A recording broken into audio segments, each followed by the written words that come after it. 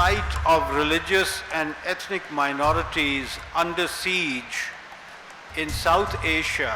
In the day-to-day, the lived experiences, minorities feel they are second-class citizens. If you ask the Muslims or the Sikhs or whatever religion they have in Sweden, they feel more Swedes than anything else. दुनिया भर में किसी भी रियासत ने किसी भी कौम को गैर मुस्लिम आईनी तौर पर डिक्लेयर नहीं किया, मगर हमारे मुल्क में ऐसा हुआ. So many Asiya Bibis that are still in prison and have been in prison but haven't received the type of high-profile attention that that case did. We know historically India has had problems with its northeast. Today Kashmir is on fire.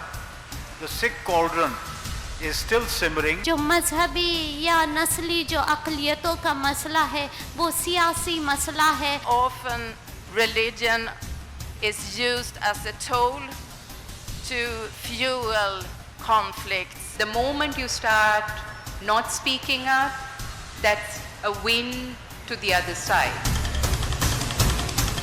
First and foremost, I would like Bhavani Fonseka to inform us about the plight of religious and ethnic minorities under siege in South Asia, but with particular reference to her country, Sri Lanka, which, as we know, has been through a bloody civil war and perhaps has other problems with religious minorities too.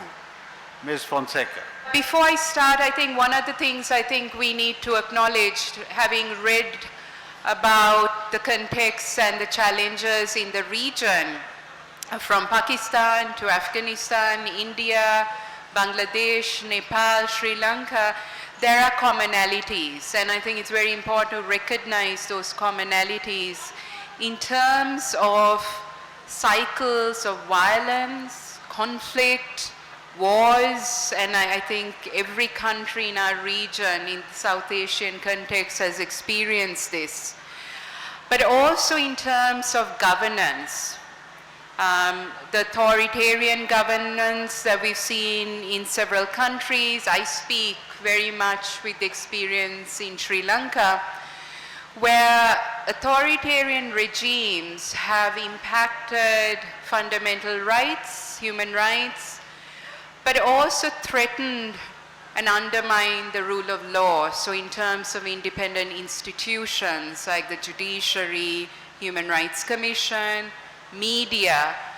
Now, the reason I'm raising this as overarching and relevant is that when you don't have the space to exercise one's right, and when one is not recognized as an equal citizen, regardless of ethnicity or religion, and in some of our contexts also gender, there is a huge issue, because then you question the whole issue of citizenship and equality. And I think some of these commonalities is that you have cycles of violence, uncertainty, upheaval, authoritarianism that has a huge impact in terms of ethnic and religious minorities. And in Sri Lanka at least, and I've gathered in other countries as well, listening to the many speakers and participants in the last 2 days, but in other settings from South Asia, there is also this increasing threat and challenge of hate speech, of fake news, which also has a bearing in terms of minority rights. And that's also a commonality that is seen in the region. And one last thing I would want to also flag before I start speaking about Sri Lanka is the whole issue of impunity.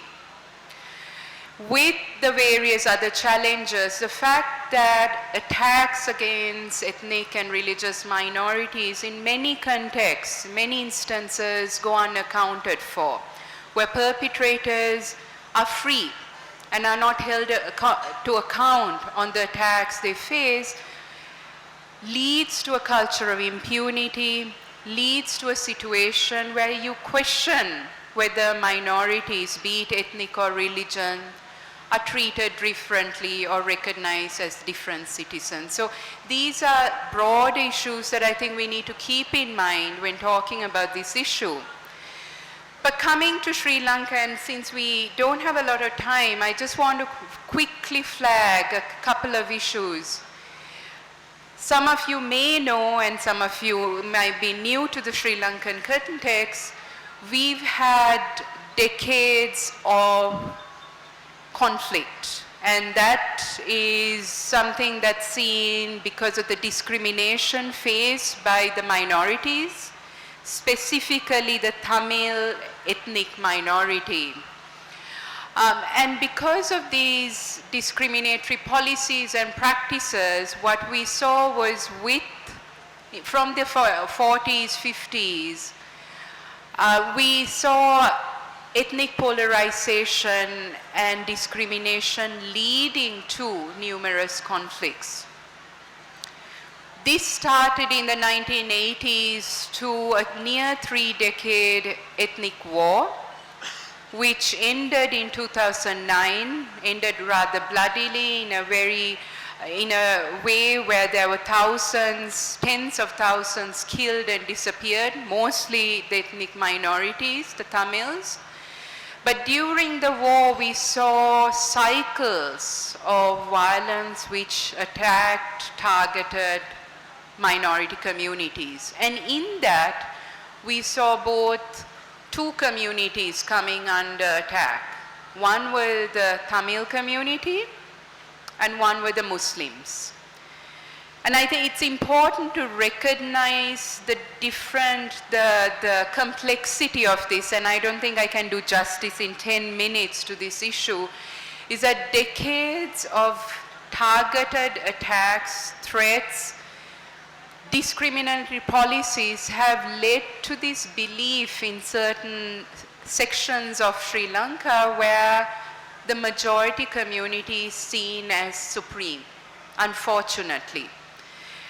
This must be compared with the constitution which says all citizens are equal. And I'm a lawyer, I practice in the Supreme Court, and one of the big challenges we confront, despite a constitution that's been there since 77, is that in the day-to-day, the lived experiences, minorities, ethnic and religious minorities feel they are second-class citizens.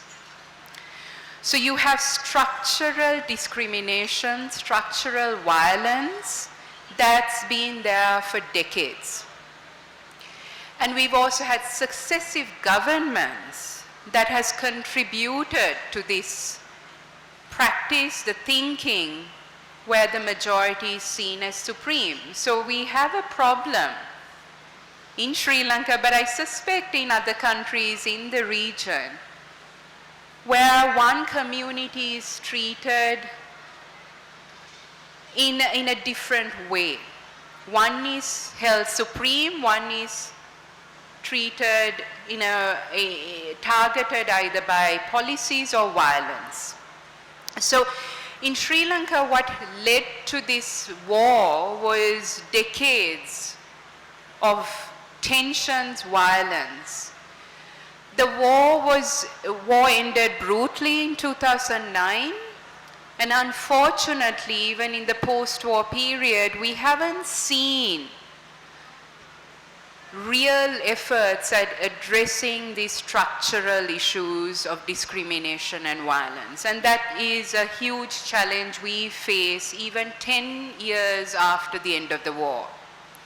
So a decade after, we have some of the basic fundamental structural issues that hasn't been changed. Now, we attempted to draft a new constitution in the last 4 years. That has also halted due to violence, due to political upheaval.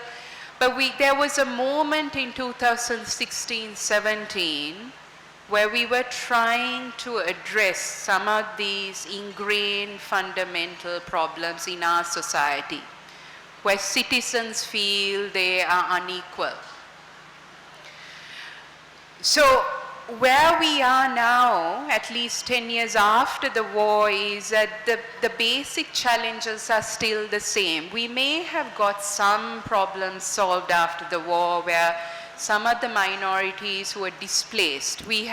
Sri Lanka has the second highest caseload of disappearances, and as I said, the war ended a decade ago. We are only second to Iraq, which has the highest case of disappearances, and out of the disappearances, majority are the ethnic minority, majority. Most recently, in 2019, a couple of months ago, we saw the horrendous Easter Sunday attacks in parts of Sri Lanka, which claimed over 200 lives and many others injured. Now, this happened a decade after the war, and this started also after the Easter Sunday attacks, another cycle of violence targeting religious minorities, namely the Muslim community. So what we saw is decades of violence, a war, nearly three-decade war, and more recent cycles of ethno-religious violence. And the Easter Sunday attacks also started a new cycle. But these were nothing new to Sri Lanka, and that's the more important thing to realize is that many in Sri Lankan, the government said, well, the war is over, things are okay now. As a civil society activist, as a human rights lawyer, I'll keep saying the fact that I go to court to challenge arrests, detention, threats against media, threats against human rights activists, and many times there is the added aspect of discrimination because individuals are of the ethnic religious minority. That we need to recognize. Because without that recognition, that structural nature of the violence inequality will continue. And so that's the big confrontation now, that we may not have an active war, but we are in a state of uncertainty. We attempted constitution reform, we attempted transitional justice reform to address some of these cleavages, some of these fundamental problems, but we did not succeed. So these issues will continue moving forward, and I think as civil society in a conference where we recognize the work of a truly inspirational leader is also to question where Asma started her journey in terms of international human rights as a special rapporteur, is really, have we made progress? Have we made progress? She was a special rapporteur from 2004. In the last 15 years, have we really made progress on this issue in the region and globally? But if you look at the audience, it's a lot of Pakistanis, but also regional colleagues here. So the question I think we need to ask is, and we'll hear from other cases, is really moving forward, what is it that we can do? If we are to have a resolution at this conference, are there things we should be pushing for? And from the Sri Lankan perspective, what I want to leave at least is that there's no easy answer. For decades, and even before I was born, we've been having these problems.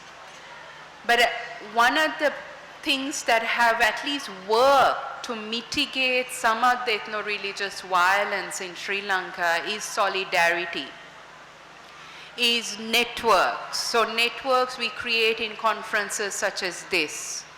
Networks within professions, from the media to lawyers to civil society activists to others. Networks that can spring into action when there is an emergency. So in the last few months, and even as I speak, there's ongoing threats against religious minorities, persecutions against Muslims in Sri Lanka. And we've gone to court, we've issued statements, we've protested on the basis that we cannot stay silent. The moment you start not speaking up, that's a win to the other side. So I think these are some of the things that I would want to leave is to persist, to have principled positions. Not always does a principled position lead to success, nor does it have overnight successes. But one of the things that we've seen is when communities are under siege, and the topic of today's panel is under siege, is to have those networks, solidarity, forums to raise these issues. But within raising is also to identify ways of challenging.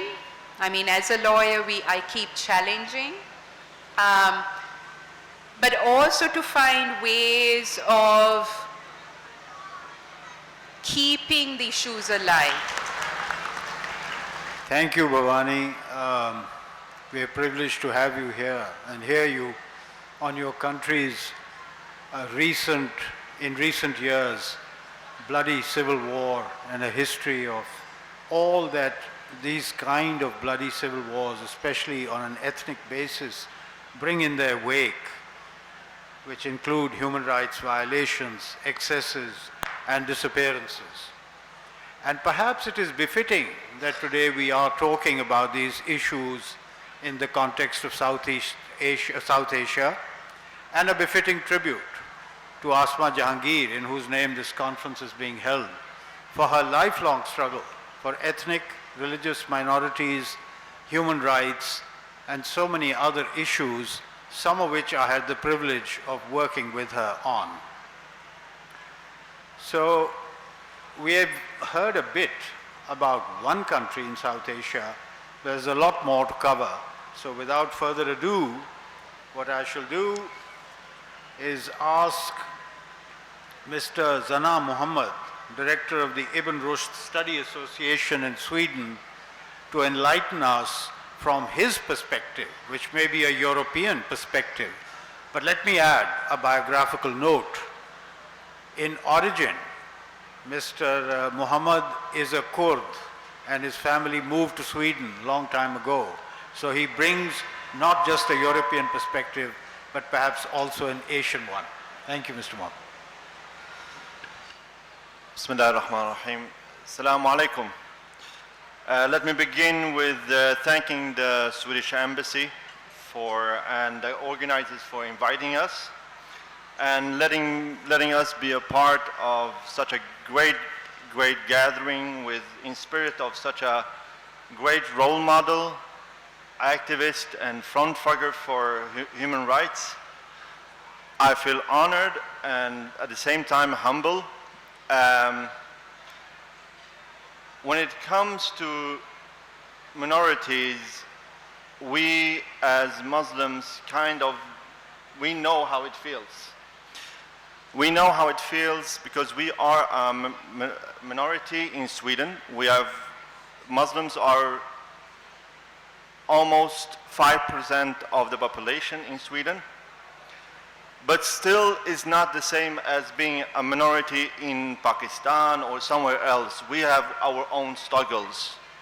The struggles can't be compared to the struggles of South Asia or any other country in the world. Because we have some rights and we have some struggles that we are continuing on working on. We, as Muslims who live in Sweden, Sweden is a secular country, but it's secular, but at the same time it is not secular because 71% of its population is a member in a congregation, if it's Sikh, Muslim, Christian, Baha'i, Hindu, or others. So for me as a Muslim and for us as Muslims, we find a great trust and inspiration from the seerah of our Prophet ﷺ, of his history and of his seerah when he was and the Muslims were a minority in Mecca. The struggles they lived as a minority in Mecca and the different challenges he and the small community of Muslims were going through. With the hardship he and the Muslim went through and have that in mind, I can't see however he would want to see other people going through the same struggle as he did, keeping the human dignity and the survival. But the Swedish landscape have changed through different epochs in Swedish history, through migration. My parents came from the Kurdistan. We are Kurds from Iraq. We migrated 30 years ago, and I don't see myself only as a Kurd. I see myself as a Swede. Whatever other people is telling me, if the Swedes doesn't let me be, they are saying I'm not a Swede, I feel as a Swede and it is my home. And that's how, if you ask the Muslims or the Sikhs or whatever religion they have in Sweden, they feel more Swedes than anything else. So for me, that landscape has changed through migration, and the Church of Sweden, as Maria is here with me as a friend, as a colleague, the church is no longer a state church. With that being said, the landscape have changed, and for about 30 or 40 years now in Sweden, we as Muslim organizations and congregation have built our own mosques and organization, but that would never happen if it wasn't with the help of the church. So as religion, the religion is there in the background, and we find common goals over the different religions because we feel as we are a minority in a majority country. We have established ourselves in the country and we call it home. For me, Iraq or Kurdistan is not my home. That is my heritage. That's my parents' heritage. But home for me is Sweden. And and the church has sent 10 years, sent 20 years, and 2000 is not longer a state church. That has made a different impact, and the relationship between the church and the minority religions have come much stronger, and we are working on the different struggles that we are finding in society, and we are also helping each other on the social challenges.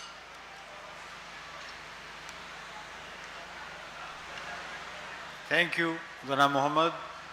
You bring to us a dual perspective, both because of your Kurdish heritage and your experience as a member of a minority community, Muslim, in Sweden. Let me add, Sweden is one of the most liberal countries in Europe with a strong social democratic tradition and history. And it has, unlike many other European countries, welcomed those of its citizens who have come from other parts of the world, like our friend Zana Muhammad, and integrated into their society. So it's a role model in many respects. Now we move quickly on and keeping the gender balance going, I want Ms. Jalila Haider to enlighten us on the situation of her people in Balochistan, the Hazaras, and on this question which was touched on by Bhavani about enforced disappearances, which are becoming a very serious problem. So, Jalila Haider, please. Thank you. First of all, I would like to dedicate this chair today to the Baloch and Pashtun, Sindhi and Mahajir and Shia mothers who are waiting for the disappeared ones, to the Christians and Hindus whose population and towns were set into fire in the mere allegation of blasphemy, to the Shia mothers whose sons were discriminated just mere on the grounds of their religious differences, to the Ahmadiyya community who are persecuted by the Constitution of Pakistan, to the Pashtuns who are seeking justice from Fatah to Waziristan, to the gender minorities who are the most persecuted one, to Mashal Khan who was killed in the campus, and Junaid Hafiz who is in confinement and nobody dares to speak about him, to the youth of Pakistan whose freedom of expression is suppressed, and those who speak for their rights, they are asked to leave Pakistan. They are under the allegation of the foreign agenda, terror and non-Muslim, and sometimes as a kafir. तो पाकिस्तान का जो नज़रिया था वो जब पाकिस्तान का जो दो कौमी नज़रिया जिसे हम बहुत ज़्यादा मुतनाज़ा नज़रिया भी कहते हैं जब बना, तो शायद उसका मेन मकसद यही था कि जो बरे-सग़ीर पाक व हिंद में वहाँ पर मुसलमान अक़लियत में थे, इसी तरह जो दूसरे मज़ाहिब के लोग थे वो अक़लियत में थे, शायद उस नज़रिए की बुनियाद इसी पे थी, मगर उसको जो मुस्लिम मेजॉरिटी की शक्ल दी गई और पाकिस्तान का जो नज़रियाती असास रखा गया वो बुनियादी तौर पर एक इस्लामी अक्सरियती रियासत की शक्ल में वजूद में आए। अब उस रियासती अक्सरियती जो नज़रिया है उसकी बुनियाद पे जब हम कायद-ए-आज़म मोहम्मद अली जिन्ना के स्पीचेस देखें तो उसमें लगता है वो कहते हैं कि you are free to go to your mosques, you are free to go to your churches, you are free to follow your any ideology in the state of Pakistan. मगर unfortunately state of Pakistan में जहाँ पर non-Muslims जैसे Christians, Hindus को persecute करके उनको रियासत के कारोबार में से आहिस्ता आहिस्ता निकाला गया, उसी तरह अहमदिया कम्युनिटी को आईनी तौर पर 1973 में नॉन मुस्लिम्स डिक्लेयर किया गया, जिसका 74 में जिसका जो खुमियाजा है वो शायद दुनिया भर में किसी भी रियासत ने किसी भी कौम को गैर मुस्लिम आईनी तौर पर डिक्लेयर नहीं किया, मगर हमारे मुल्क में ऐसा हुआ। और उसकी सबसे बड़ी वजह जो है वो हमारी मजहबी जो सियासत का जो मजहबी इस्तेमाल था, उसमें हमारे जो सेकुलर और लिबरल ग्रुप थे उन्होंने भी अपने सियासी मफादात के प्रचार के लिए ऐसे नज़रियात की मुज़ाहमत नहीं की जिसमें हमारे मजहबी अक़लियतों हमारे एक अक़लियत मजहबी अक़लियत is a very derogatory word. एक रियासत में जहाँ पर सब कहते हैं एवरी सिटीज़न इज़ इक्वल, तो फिर नंबर में वो कम हो सकते हैं मगर उसका जो असास है वो कम नहीं हो सकता। जबरी गुमशुदा अफराद enforced disappearances issue is a major issue of Pakistan, where the most Pashtun Baloch people have suffered since so many years. तो मसला ये है कि हम ये नहीं, अक्सर लोग जब यहाँ पे इन्फोर्सिबली किसी को उठाया जाता है हमारे स्टेट एजेंसीज़ की तरफ से, तो जो पहला नज़रिया लोगों की तरफ से आता है या रिस्पॉन्स वो ये आता है कि इस शख्स ने कुछ कुछ किया है तो उठाया गया है, हालांकि हम कहते हैं कि ये हमारे आईन और कानून के पासदारी के ख़िलाफ़ है, क्योंकि पाकिस्तान का जो आईन है उसने अहद किया हुआ है कि वो राइट टू फेयर ट्रायल हर शहरी को देगा, चाहे उसका नज़रिया, चाहे उसका एक्ट किसी भी किस्म के हेनियस हो, मगर इस तरह से किसी को डिसअपियर करना, उसको गायब करना, मेरे ख़याल में ये आईन के असास से गद्दारी है। जबरी गुमशुदा अफराद पे बात करना गद्दारी नहीं है। वो लोग जो आईन के कवानीन को नहीं मानते हैं, राइट टू फेयर ट्रायल किसी शहरी का हक को तस्लीम नहीं करते हैं, वो आईन से गद्दारी करते हैं, चाहे वो हमारा कोई इंस्टीट्यूशन हो, चाहे वो इंडिविजुअल हो। As far as हमारे हज़ारा, जो मैं खुद I belong from a Hazara community, और unfortunately nowadays we fall under the minorities of Pakistan, though we as a faith belong from the majority Muslim community of Pakistan. और इसमें सबसे अलमनाक बात ये है कि जब कोई हज़ारा अपने हक़ के लिए बात करता है, आज भी इस फोरम में कोई भी दिल पे हाथ रख के बताए कि हज़ारा कबीले का जो कत्लेआम होता है उनका आज तक किसी को जवाज़ नहीं मिल सका। ना वो एंटी स्टेट थे, ना वो एंटी पाकिस्तान थे, ना वो एंटी इस्लाम थे, फिर भी उनको कत्ल किया गया। उनके 3000 बच्चे, 3000 Hazara children were killed in day bright day, और उसमें किसी को not a single person were ever prosecuted by the state. और जब कोई इन पे बात करे कि ये कत्लेआम बंद करे, ये जो मारा मारी है बंद करे, हमारा कसूर क्या है, सो दे से कि you just go to Iran, you go to Afghanistan, go back to your country, you are foreign funded. तो ये जो मसले हैं पाकिस्तान में, मुझे लगता है कि हमारे मुल्क में जो मजहबी या नस्ली जो अक़लियतों का मसला है वो सियासी मसला है, and they use religion as the tool, जिसमें हर कोई वक्तन फ़वक्तन, जैसे आजकल एक धरने का जिक्र हो रहा है, और मैंने अक्सर व बेशतर the progressive people I have seen supporting that dharna which is a double edge sword, और जिससे हम सब की गर्दनें कट सकती है, मगर हमारा लिबरल तबका उसको सपोर्ट दे रहा है सिर्फ इसलिए कि एक शख्स जो नाअहल है, मुल्क नहीं चला सकता, उसको जो है हटाने के लिए ये कर रहे हैं। Thank you. Thank you very much, Jalila. I think our panelists and those who don't understand Urdu in the audience did follow what you were trying to say.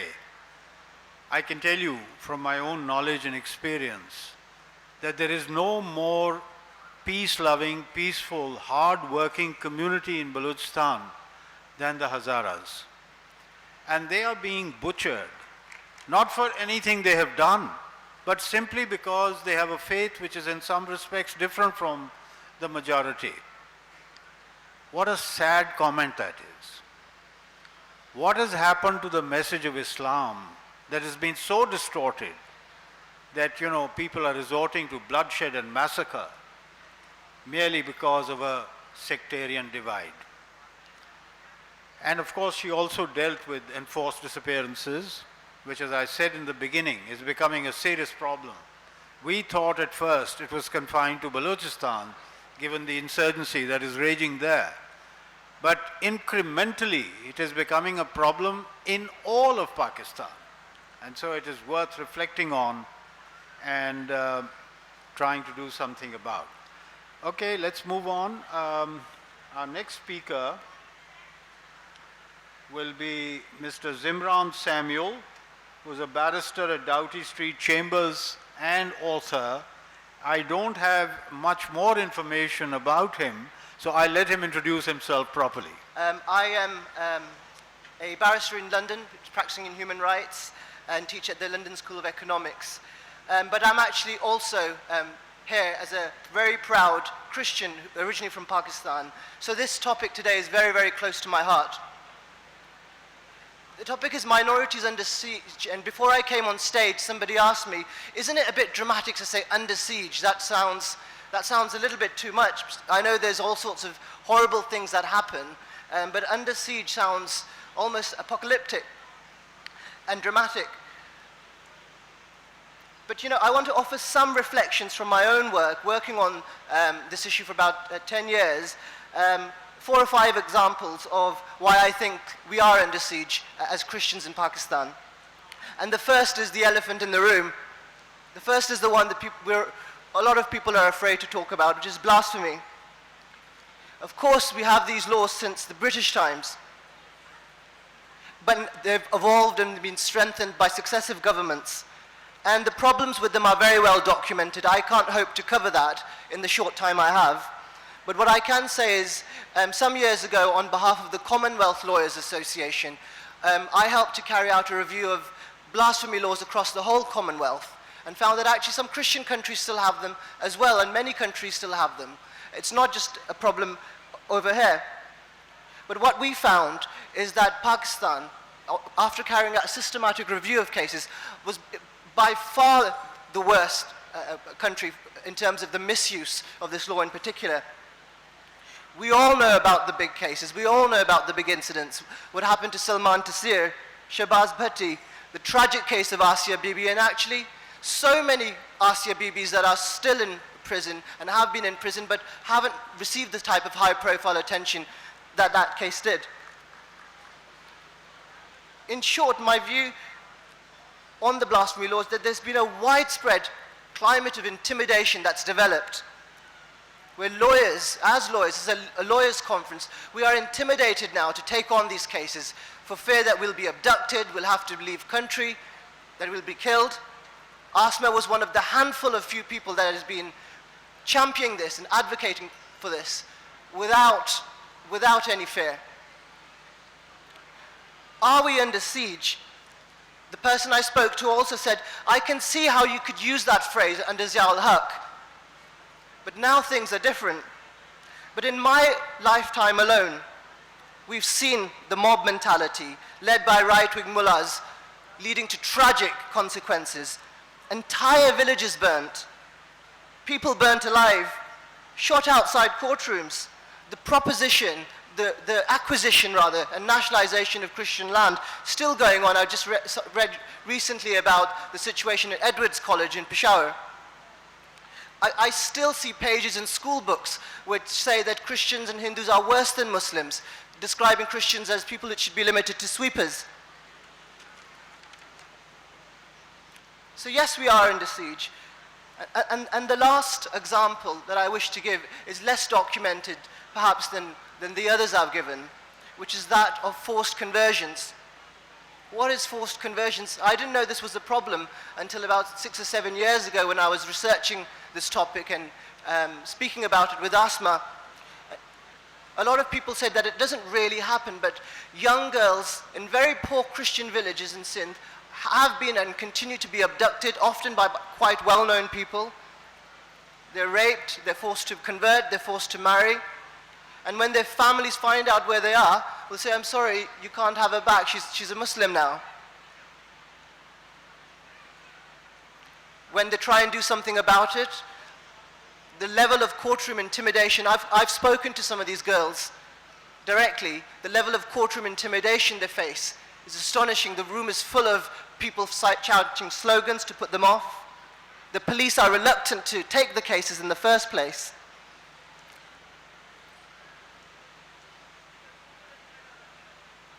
So the picture I paint as I conclude, I'm sorry to say, is a grim one, but I want to end on a positive note if I can.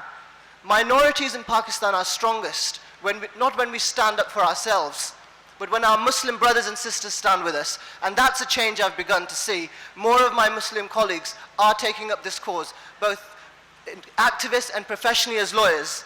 And that's something which gives us a lot of hope to take Pakistan back to the vision of Pakistan that our founder articulated, that our speaker alluded to. And I think that there is some hope. Thank you. Thank you, Mr. Zimran Samuel. Brought us another angle to this whole issue of religious and ethnic minorities in South Asia and with reference to other experiences elsewhere. Last but not least, we have Ms. Maria Kjellsdotter Rydinger, who comes to us from Sweden. She is, as I said, a priest or minister in the Church of Sweden, and what we hope from her is that she can administer a healing touch to our wounds on these issues that are freshened with each passing day. Thank you. So thank you for inviting me here and being able to speak in the spirit of asthma. I feel very honored. And I also feel very sad when I hear about the situation here for the Christian, my brothers and sisters here. And in Sweden, I'm part of the majority society, and the Church of Sweden, as my friend Zana told, got through a huge change of being the largest community to being just one of other faiths in Sweden, because we received so many refugees in Sweden.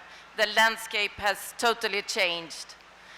And therefore, because we were the largest community, the majority, we also started to think, what is our responsibility? What do we as a Church of Sweden have to do as a majority to welcome the refugee, feel them, keep them safe, and feel that their struggle are also part of our struggles? Because I think that through all religion we have the same message, that we should look out for each other and take care of each other. And therefore, when I saw young people getting accused for different things because they were Muslims or they were Hindus in Sweden, or had another minority background, me and an imam in Sweden took the initiative to start a project called Together for Sweden. And it's built on human rights, a platform where youth can contribute with their own passions. It can be art, it can be social media, it can be just being together, learning from each other's prayers, learning from each other's religion, and find common ground. And I think common ground today build trust. And you need trust in this society where you can see not only in Pakistan, in South Asia, but also in Europe, it getting more and more polarized.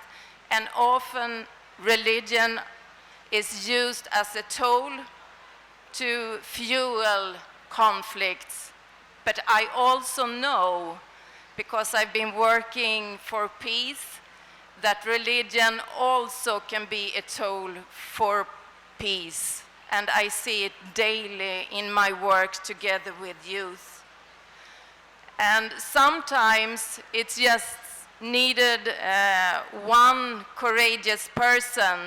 We have heard here about asthma, and I put a lot of trust in the youth. And in Sweden we have a great young woman called Greta Thunberg, and she wanted to engage the young people in the climate change, so she just started this movement by her own.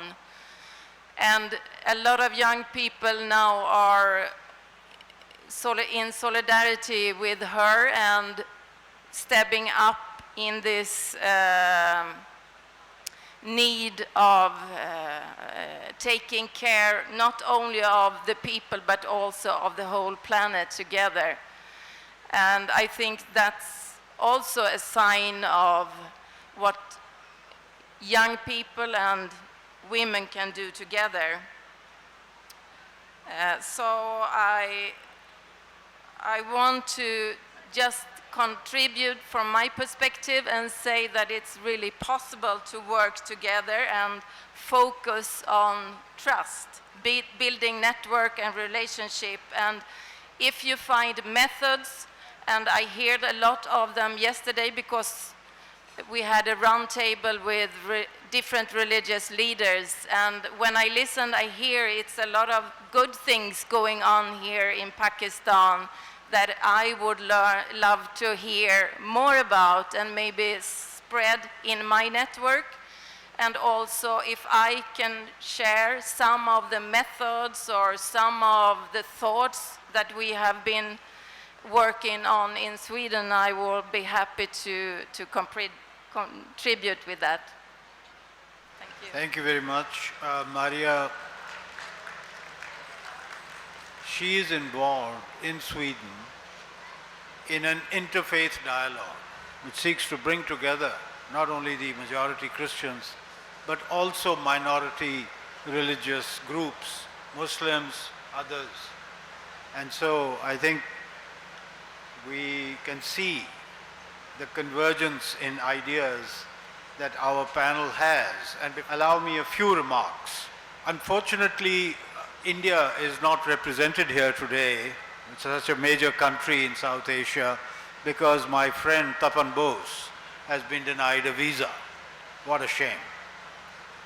But when we survey South Asia's history, at least from independence, post-colonial times, we find the post-colonial state in most countries, to a greater or lesser degree, has failed to integrate ethnic and religious minorities through democratic rights to all citizens and through an inclusive approach. So, we've heard of the Tamils in Sri Lanka. There may be some problems with the Muslims there. We know historically India has had problems with its northeast, the Nagas, the Mizos. Today Kashmir is on fire. The Sikh cauldron is still simmering. Here in Pakistan, I have to remind ourselves that we lost half the country and a majority of the population precisely on this basis. And we seem to have learnt no lessons from that disaster, and we continue as a state to pursue policies that alienate, discriminate against, and repress and even kill religious and ethnic minorities instead of embracing them as equal citizens, as human beings, as our brothers and sisters, and creating a society and state that we can proudly proclaim is inclusive and is based on democracy. Thank you very much. Yasir Latif Hamdani, I'm a lawyer and advocate of the High Courts. And I was very interested in listening to Barrister Zimran and Jalila Haider also. One of the things that Jalila brought up, and that's the sort of the gist of my question, is the Ahmadi community. First we declared them non-Muslim, then we took the right of them to call themselves Muslims, and now we've added a new paragraph in the ID card where we've said that they have to declare themselves non-Muslim. Now, I think the issue here, and I hope you will agree with me, is that the discrimination starts from the very top. You've got the President and Prime Minister, the offices of President and Prime Minister closed to non-Muslims. Pakistan, interestingly, has a citizenship law which is jus soli, based on jus soli, the soil, right of the soil. So I find it very interesting that we continue to discriminate on these lines and make Muslim the gold standard in this country, when you know, essentially any citizen of Pakistan is supposed to be an equal citizen. Do you not think, and I ask this to everyone, that our ills lie in declaring unequivocally that Pakistan must be a secular state? That is the most important thing in front of us. I would like to add, as per Citizenship Act, I don't think so even Christians are citizenship, but Hazaras they need to present their data before 1978, so they will be allowed to get Pakistani CNIC and passport. Otherwise, their passports and CNICs are being declined. I think after Ahmadiyya, the next group is Shias, who will be declared, unfortunately, as a non-Muslim. Constitutionally, whatever we see the political scenario of the country. This is the unfortunate situation in the country, and it is heartening us. Let us express our feeling. We are here to express our feeling, and yes, before 78, those children who are born in Pakistan after 78, they are not getting any citizenship in Pakistan.